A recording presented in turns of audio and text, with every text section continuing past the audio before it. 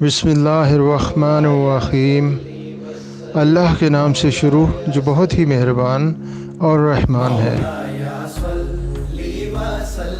ابو موسیٰ عبداللہ بن قیس اشعری رضی اللہ عنہ کہتے ہیں، نبی اکرم صلی اللہ علیہ وسلم کو جب کسی قوم سے خوف محسوس ہوتا تو فرماتے،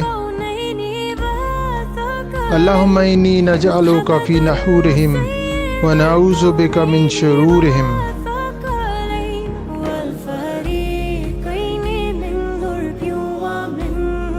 اے اللہ، ہم تجھے ان کے بالمقابل کرتے ہیں اور ان کی برائیوں سے تیری پناہ طلب کرتے ہیں۔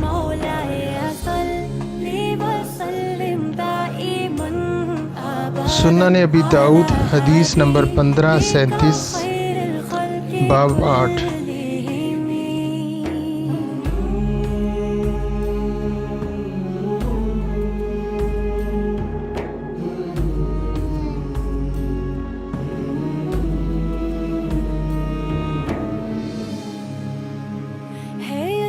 سب سے زیادہ آپ کی ہر بات کا جھک گیا ہے سر ادب سے ساری کائنات کا۔